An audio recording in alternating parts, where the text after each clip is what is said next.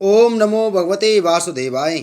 नमस्कार दोस्तों, स्वागत है आप सभी का हमारे चैनल भक्ति ज्ञान में। दोस्तों आइए सुनते हैं अग्नि पुराण की कथा, जिसमें हम सुनेंगे पवित्रारोपण, भूत शुद्धि, योग पीठस्थ देवताओं तथा प्रधान देवता के पार्षद आवरण देवों की पूजा।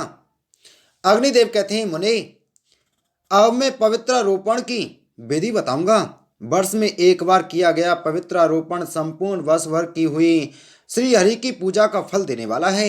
आषाढ़ की शुक्ला एकादशी से लेकर कार्तिक की शुक्ला एकादशी तक के बीच के काल में ही पवित्रारोपण किया जाता है।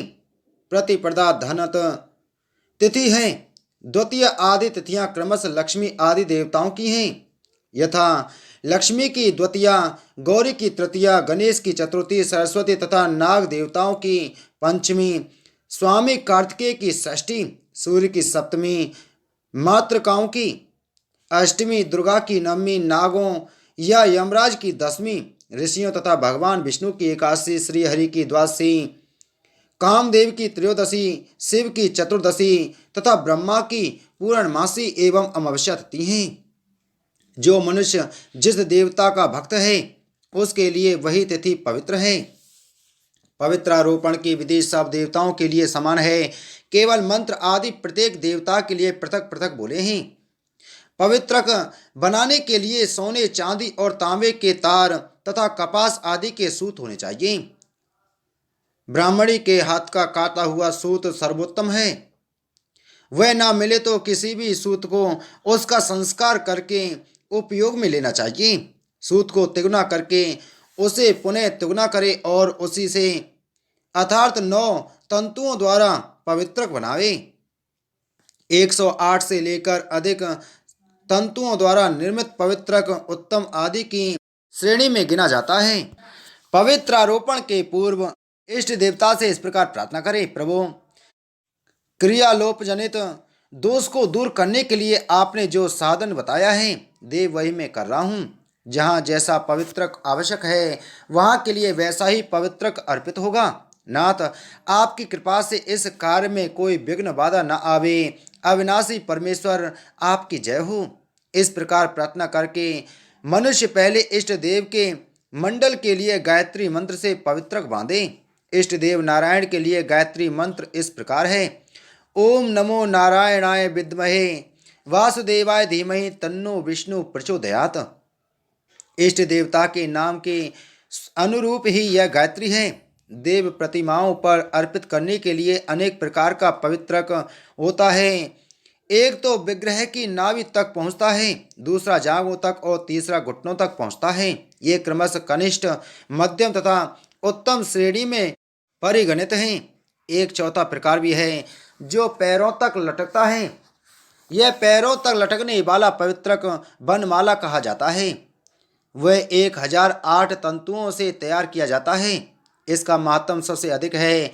साधारण माला अपनी शक्ति के अनुसार बनाई जाती है, अथवा वह 16 अंगुल से दोगुनी बड़ी होनी चाहिए। कर्ण का केसर और दल आदि से युक्त जो मंत्र या चक्र आदि मंडल हैं, उस मंडल को जो नीचे से ऊपर तक ढक ले, ऐसा पवित्रक उसके ऊपर चढ़ाना चाहिए।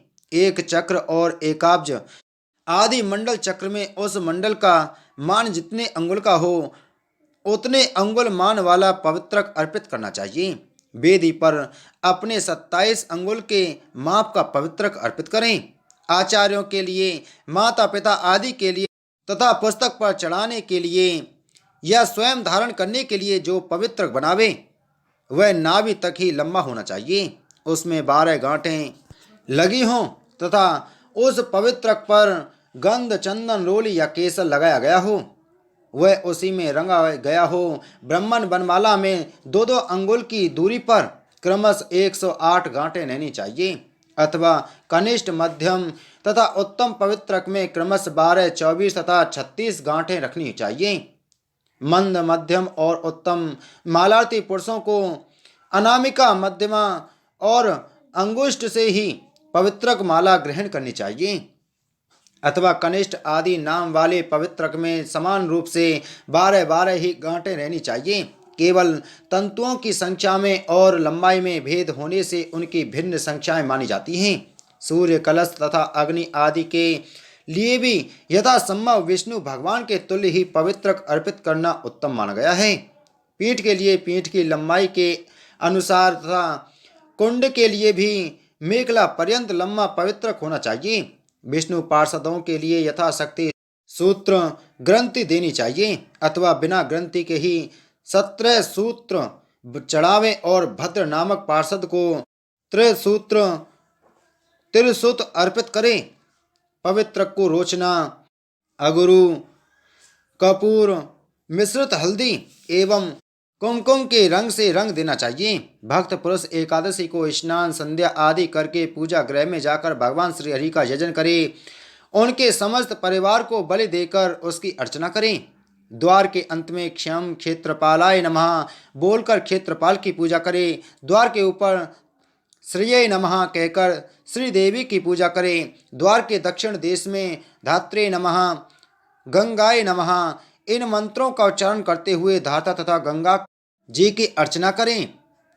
वाम देश में विधात्रे नमः, यमुनाय नमः बोलकर विधाता एवं यमुना जी की पूजा करें। इसी तरह द्वार के दक्षिण वाम देश में क्रमशः शंखनिधे नमः, पद्मनिधे नमः बोलकर शंखनिधि एवं पद्मनिधि की पूजा करें। फिर मंडप के भीतर दाहिने पैर के प्राणी भाग को 3 बार पटक कर विघ्नों का अपसारण करें। तदंतर सारंगाय नमः बोलकर विघ्नकारी भूतों को दूर भगावें। इसके बाद ओम हम वास्तव्यधिपते ब्राह्मणे नमः इस मंत्र का उच्चारण करके ब्रह्मा के स्थान में पुष्प चढ़ावें। फिर आसन पर बैठकर भूत शुद्धि करें। उसकी विधि यों है: ओम हूं हं फट हूं गंध तन्मात्रम संहरामि नमः।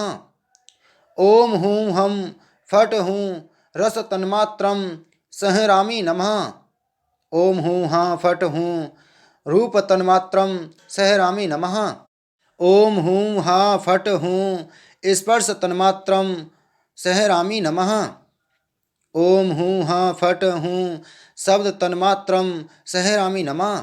इस प्रकार 5 उद्घात वाक्यों का उच्चारण करके गंध तन्मात्र स्वरूप भूमि मंडल को वज्र चिन्हित स्वर्ण में चतुरस्त्र पीठ को तथा इंद्र आदि देवताओं को अपने युगल चरणों में स्थित देखने हुए उनका चिंतन करें। इस प्रकार शुद्ध हुए गंध तन्मात्रा को रस तन्मात्रा में लीन करके उपासक इसी क्रम से रस तन्मात्रा का रूप तन्मात्रा में संहार करें। ओम हूं हाँ फट हूं रस तन्मात्रम सहरामि नमः। ओम हूं हाँ फट हूं रूप तन्मात्रम सहरामि नमः। ओम हूं हाँ फट हूं स्पर्श तन्मात्रम सहरामि नमः।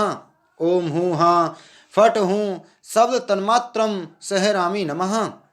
इन 4 उद्घात वाक्यों का उच्चारण करके जानु से लेकर नाभि तक के भाग को श्वेत कमल से चिन्हित शुक्ल वर्ण एवं अर्धचंद्राकार देखें। ध्यान द्वारा यह चिंतन करें कि इस जलीय भाग के देवता वरुण हैं। उक्त 4 उद्घातों के उच्चारण से रस तन्मात्रा की शुद्धि होती है। इसके बाद इस रस तन्मात्रा का रूप तन्मात्रा में लय कर दें। ओम हूं हाँ फट हूं रूप तन्मात्रम सहरामि नमः। ओम हूं हाँ फट हूं स्पर्श तन्मात्रम सहरामि नमः। ओम हूं हाँ फट हूं शब्द तन्मात्रम सहरामि नमः। इन 3 उदात्त वाक्यों का उच्चारण करके नाभि से लेकर कंठ तक के भाग में त्रिकोणाकार अग्निमंडल का चिंतन करें। उसका रंग लाल है, वह स्वस्तिकाकार चिन्ह से चिन्हित है। उसके अधिदेवता अग्नि हैं। इस प्रकार ध्यान करके शुद्ध किए हुए रूप तन्मात्रा को स्पर्श तन्मात्रा में लीन करें। तत्पश्चात ओम हूं हाँ फट हूं स्पर्श तन्मात्रम सहरामि नमः। ओम हूं हाँ फट हूं शब्द तन्मात्रम सहरामि नमः। इन 2 उदात्त वाक्यों के उच्चारण पूर्वक कंठ से लेकर नासिका के बीच के भाग में गोलाकार वायुमंडल का चिंतन करें। उसका रंग धूम के समान है। वह निष्कलंक चंद्रमा से चिन्हित हैं। इस तरह शुद्ध हुए स्पर्श तन्मात्रा का ध्यान द्वारा ही शब्द तन्मात्रा में ले कर दें।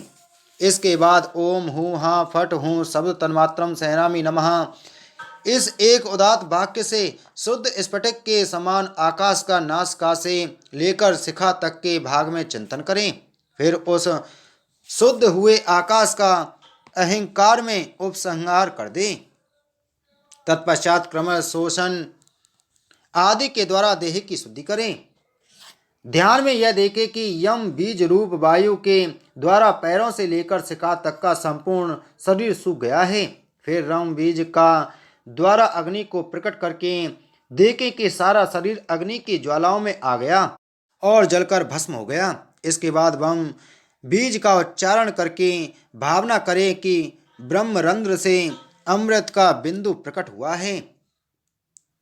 उससे जो अमृत की धारा प्रकट हुई है उसने शरीर के उस भस्म को अल्पावृत कर दिया है। तदंतर लम बीज का उच्चारण करते हुए यह चिंतन करें कि उस भस्म से दिव्य देह का प्रादुर्भाव हो गया है।